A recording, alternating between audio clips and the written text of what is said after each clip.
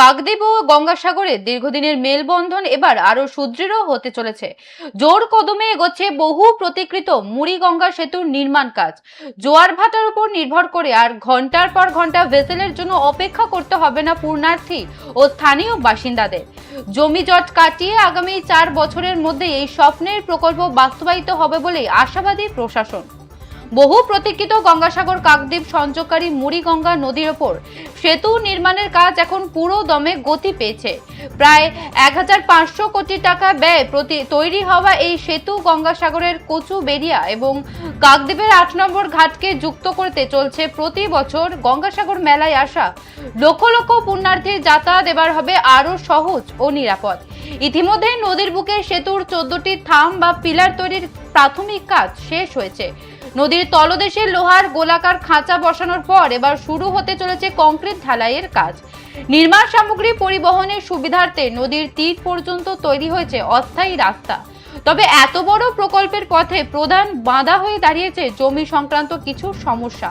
যদিও প্রশাসন ও জনপ্রতিনিধিরা আশাবাদী, আলোচনার মাধ্যমেই কাটবে এই জমি জট। দক্ষিণ 24 পরগনার যোগাযোগ ব্যবস্থায় এই সেতু এক নতুন অধ্যায়ের সূচনা করবে। কপিলমুনির আশ্রমে পৌঁছানো এখন সেফ সময়ের অপেক্ষা। দীর্ঘদিনের দাবি পূরণ হতে চলায় খুশির হাওয়া সাগর ও কাকদ্বীপের দুই পারে।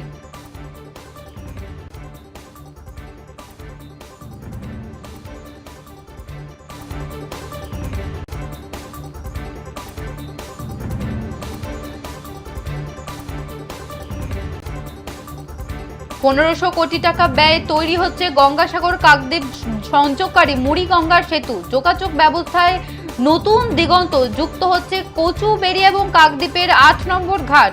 ভেসেলের দুর্ভোগ থেকে মুক্তি আগামী 4 বছরের মধ্যে শেষ হবে সেতুর কাজ। প্রশাসন নদীর বুকে শুরু হয়েছে 14টি পিলারের প্রাথমিক কাজ। ব্যবহার করা হচ্ছে অত্যাধুনিক প্রযুক্তি। জমি সংক্রান্ত সমস্যা মেটাতে তৎপর প্রশাসন। দ্রুত সমাধানের আশ্বাস স্থানীয় বিধায়কদের।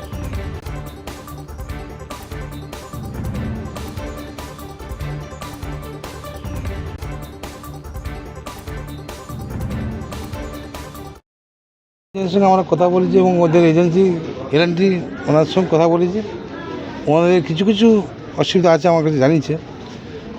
এই ল্যান্ড সংক্রান্ত অ্যাপ্রোচ সংক্রান্ত নিয়ে এগুলো নিয়ে জানিয়েছে। আমি টাইম দিয়েছি ওনাদের সঙ্গে বসে ওগুলো শর্ট আউট করে দেবো।